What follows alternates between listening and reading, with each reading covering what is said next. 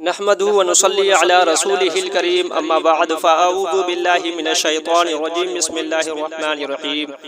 دوستو، سب سے پہلے رسول اللہ صلی اللہ علیہ وسلم کی بارگاہ بے کس پناہ میں درود پاک کا نذرانہ عقیدت پیش کریں۔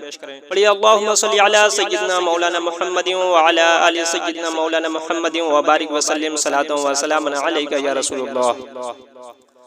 عزیز دوستو، چونکہ حضور صلی اللہ علیہ وسلم کی نبوت و رسالت کا دائرہ صرف خطہ عرب ہی تک محدود نہیں تھا، بلکہ آپ تمام عالم کے لیے نبی بنا کر بھیجے گئے تھے۔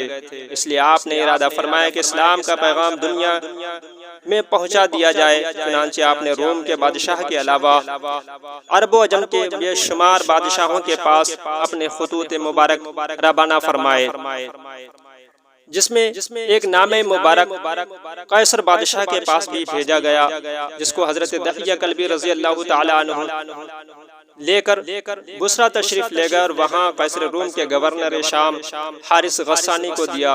اس نے اس نام مبارک کو بیت المقدس بھیج دیا، کیونکہ قیصر روم ان دنوں بیت المقدس کے دورے پر آیا ہوا تھا۔ قیصر کو جب یہ خط مبارک ملا تو اس نے حکم دیا کہ قریش کا کوئی آدمی ملے تو اس کو ہمارے دربار میں حاضر کرو۔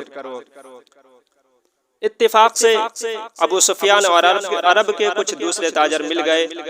یہ سب لوگ قیصر کے دربار میں لائے گئے۔ قیصر نے اپنا دربار منعقد کیا اور ابو سفیان کو سب سے آگے کھڑا کر کے ان کے ساتھیوں کو پیچھے کھڑا کیا، کیونکہ حضور صلی اللہ علیہ وسلم کا اس وقت سب سے زیادہ قریبی وہی ایک شخص تھا۔ پھر قیصر روم اور ابو سفیان میں جو مکالمہ ہوا وہ یہ ہے: قیصر، مدعی نبوت کا خاندان کیسا ہے؟ ابو سفیان، ان کا خاندان شریف ہے۔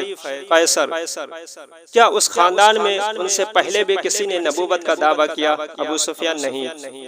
قیصر، کیا ان کے باپ داداؤں میں کوئی بادشاہ تھا؟ ابو سفیان، نہیں۔ قیصر، جن لوگوں نے ان کا دین قبول کیا ہے وہ کمزور لوگ ہیں یا صاحب اثر؟ ابو سفیان، کمزور لوگ ہیں۔ قیصر، ان کے متبعین بڑھ رہے ہیں یا گھٹتے جا رہے ہیں؟ ابو سفیان، بڑھتے جا رہے ہیں۔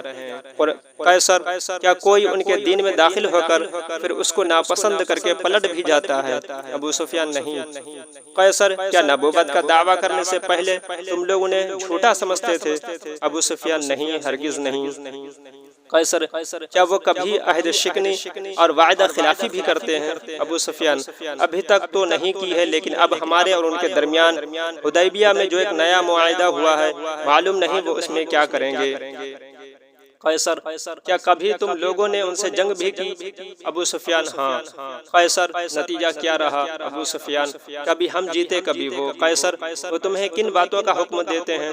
ابو سفیان، وہ کہتے ہیں کہ صرف ایک خدا کی عبادت کرو، کسی اور کو خدا کا شریک نہ ٹھہراؤ، بتوں کو چھوڑ دو، نماز پڑھو، سچ بولو، پاک دامنی اختیار کرو، رشتہ داروں کے ساتھ نیک سلوک کرو۔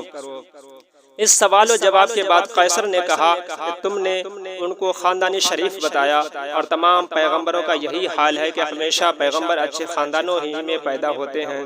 تم نے کہا کہ ان کے خاندان میں کبھی کسی اور نے نبوت کا دعویٰ نہیں کیا۔ اگر ایسا ہوتا تو میں کہہ دیتا کہ یہ شخص اوروں کی نقل اتار رہا ہے۔ تم نے اقرار کیا ہے کہ ان کے خاندان میں کبھی کوئی بادشاہ نہیں ہوا ہے۔ اگر یہ بات ہوتی تو میں سمجھ لیتا کہ یہ شخص اپنے آباء و اجداد کی بادشاہی کا طلبگار ہے۔ تم مانتے ہو کہ نبوت کا دعویٰ کرنے سے پہلے وہ کبھی جھوٹ نہیں بولے، تو جو شخص انسانوں سے جھوٹ نہیں بولتا، بھلا وہ خدا پر کیوں کر جھوٹ باندھ سکتا ہے؟ تم کہتے ہو کہ کمزور لوگوں نے اس کے دین کو قبول کیا ہے، تو سن لو، ہمیشہ ابتداء میں پیغمبروں کے متبعین مفلسین اور کمزور ہی لوگ ہوتے رہے ہیں۔ تم نے یہ تسلیم کیا ہے کہ ان کی پیروی کرنے والے بڑھتے ہی جا رہے ہیں، تو ایمان کا معاملہ ہمیشہ ایسا ہی رہا ہے کہ اس کے ماننے والوں کی تعداد ہمیشہ بڑھتی ہی جاتی ہے۔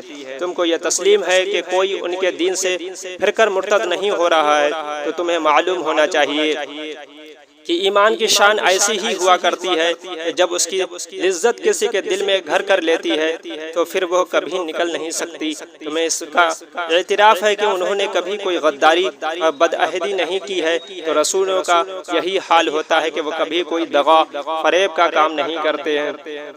تم نے ہمیں بتایا کہ وہ خدائے واحد کی عبادت، شرک سے پرہیز، بت پرستی سے ممانعت، پاک دامنی، صلہ رحمی کا حکم دیتے ہیں، تو سن لو کہ تم نے جو کچھ کہا ہے اگر یہ صحیح ہے تو وہ عنقریب اس جگہ کے مالک ہو جائیں گے جہاں اس وقت میرے قدم ہیں، اور میں جانتا ہوں کہ ایک رسول کا ظہور ہونے والا ہے، مگر میرا یہ گمان نہیں تھا کہ وہ رسول تم عربوں میں سے ہوگا۔ اگر میں یہ جان لیتا کہ میں ان کی بارگاہ میں پہنچ سکوں گا تو میں تکلیف اٹھا کر وہاں پہنچتا، اور اگر میں ان کے پاس ہوتا تو میں ان کا پاؤں دھوتا۔ اس کے بعد قیصر روم نے وہ خط سنا۔ دوستو آج کی ویڈیو میں اتنا ہی۔ استغفر اللہ ربی من کل ذنب و اتوب الیہ۔